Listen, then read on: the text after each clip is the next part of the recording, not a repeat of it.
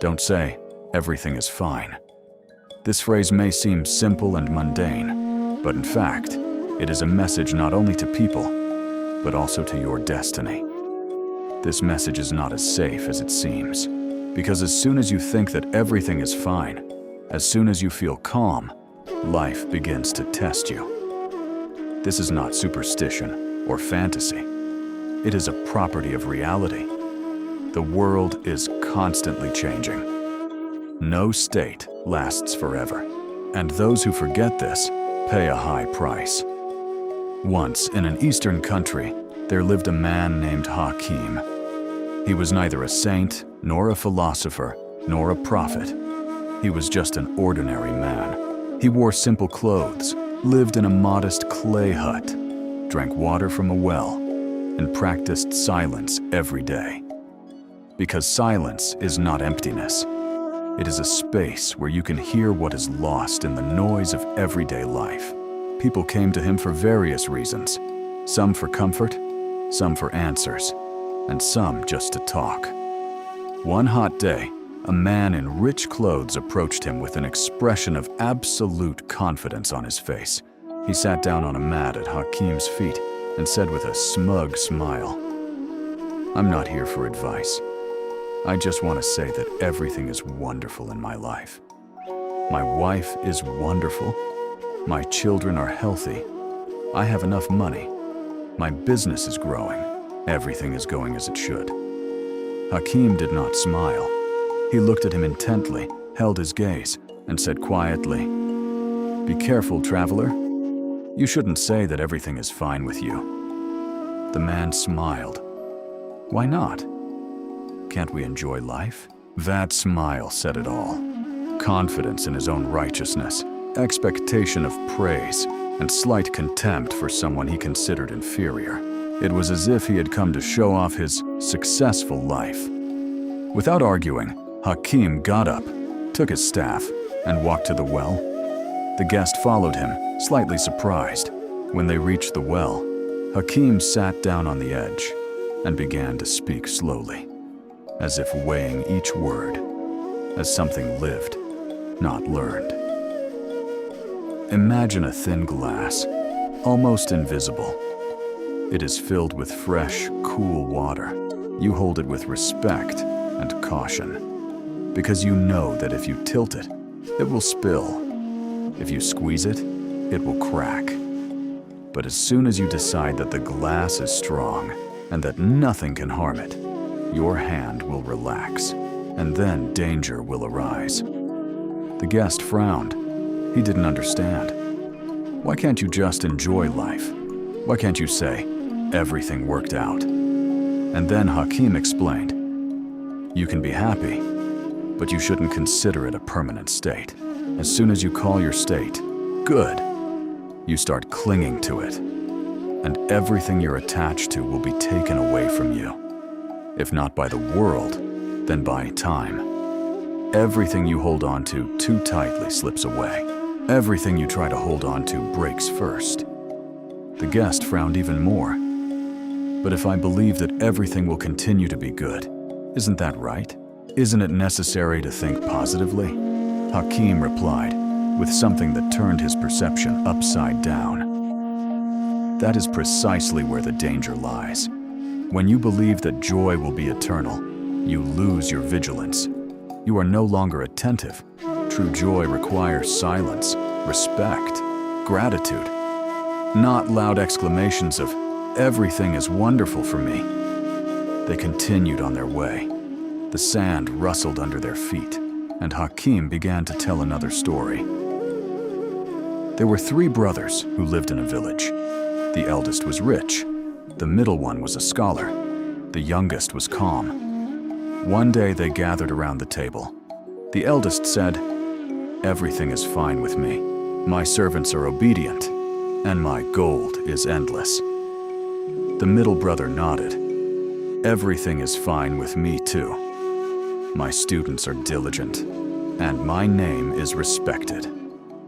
But the youngest brother remained silent. When asked, he replied, "I have my own path. Every morning I thank heaven, work, and accept everything that comes my way. A year passed. A storm destroyed the eldest brother's house. Illness took away the middle son's students, and the youngest continued to give thanks, work, and move forward because he wasn't attached, and he didn't lose himself. Hakeim looked at the traveler. The first crack appeared in his eyes. An inner crack. He, who had recently shone with confidence, became attentive, and that was the beginning of understanding. Hakeim continued, "Fate does not punish pride, not because it is cruel, but because everything that sounds too loud quickly fades away." There was a man named Zubair, poor, quiet. But one day, he won gold, and he began to say, "Finally, now I have everything." He began to celebrate, to boast.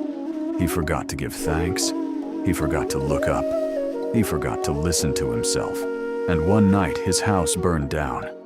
Everything was gone. His wealth, his friends, his pleasures. Only emptiness remained. When he came to Hakeim, he said, "You said, everything is fine, but you were not grateful. You did not listen. You were not attentive. You were not ready. You confused peace with celebration.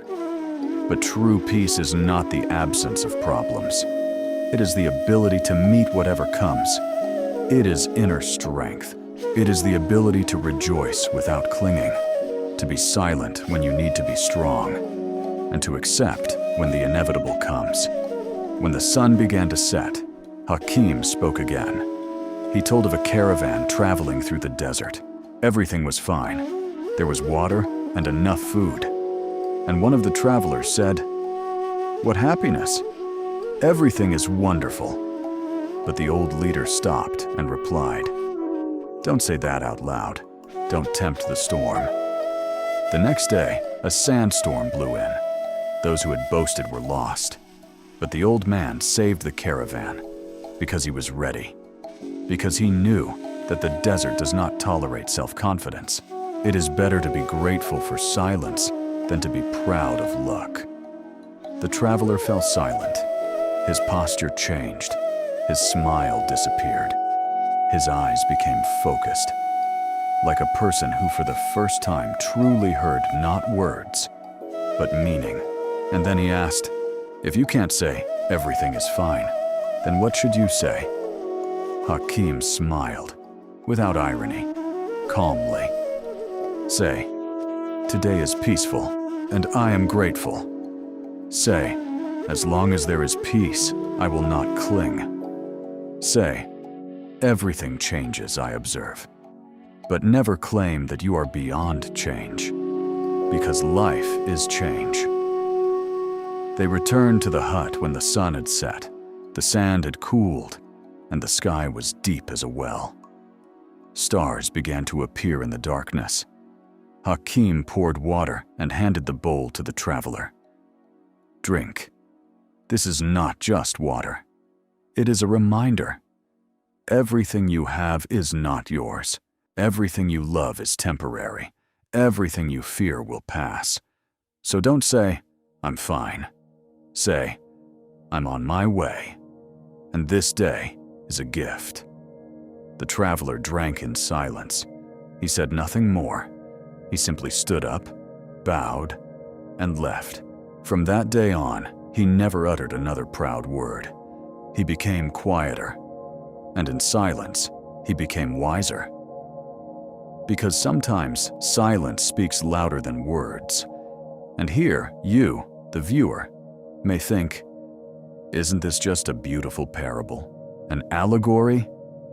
But the point is that allegories save us in moments when rationality is powerless, when everything collapses, lists, plans, and logic don't help.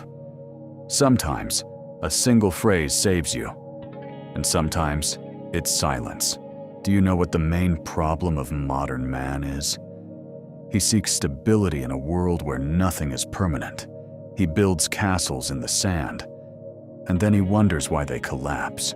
They tell themselves, everything is fine now, and let their guard down.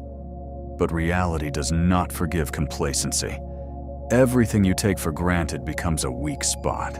That is why true wise men do not say, "I am happy." They say, "I am grateful." Because happiness is not an achievement. It is a state of being. And a state is not static.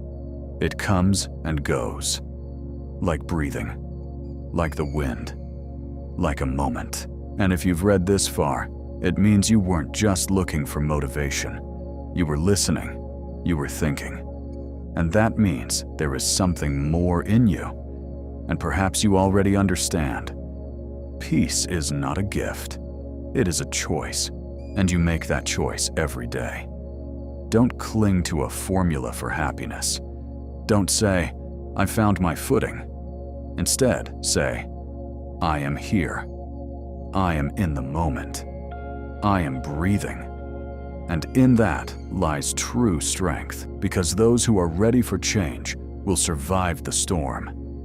Those who are grateful for peace will keep it. And those who know how to be silent will hear what is important. Life hears, and if you loudly declare, "Everything is fine with me," it may decide to check. But if you whisper, "I am grateful for this day," it may give you another one. No promises, just a chance. That's all. The parable is over. But the thought is not. Keep it with you. Don't rush back to the noise. Stay in the silence, at least for a moment. And remember, you don't have to be happy, but you can be attentive.